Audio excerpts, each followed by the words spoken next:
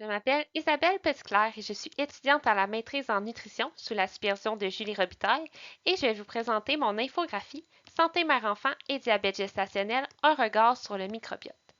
Le diabète gestationnel se définit comme une hyperglycémie, soit un taux élevé de sucre dans le sang, qui est détecté pour la première fois lors de la grossesse et qui n'est pas une autre forme de diabète préexistant comme le diabète de type 2 ou le diabète de type 1. Ce qui est particulièrement problématique avec le diabète gestationnel, c'est qu'il prédispose non seulement la mère, mais également son enfant à des conséquences sur la santé à court et à long terme. Notamment, l'enfant est prédisposé à développer un diabète de type 2 plus tard dans la vie. Cependant, à l'heure actuelle, les interventions pour prévenir ces complications sont inexistantes chez les enfants exposés au diabète gestationnel, ce qui peut s'expliquer par le fait qu'on ne comprend pas encore totalement les différents processus qui expliquent cette transmission de risque entre la mère et l'enfant.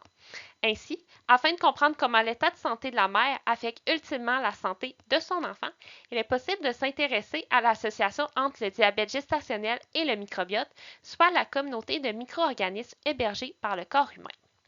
Effectivement, certaines études ont déjà montré une association entre le diabète gestationnel et le microbiote. En lien avec cette association, le concept de la transmission verticale du microbiote sera brièvement présenté. En effet, dans la littérature, le phénomène de la transmission verticale du microbiote est de plus en plus décrit comme une hypothèse de la transmission intergénérationnelle des maladies entre la mère et l'enfant. La transmission verticale consiste essentiellement à la transmission d'une partie des bactéries du microbiote de la mère au microbiote de son enfant, notamment lors de l'allaitement où le microbiote du lait maternel est transféré à son enfant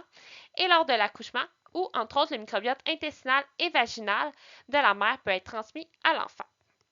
Étant donné que de nombreux facteurs influencent le microbiote de la personne enceinte, comme son alimentation, son poids, son état de santé, sa prise de médicaments et d'antibiotiques, sa génétique, ainsi que sa pratique d'activité physique,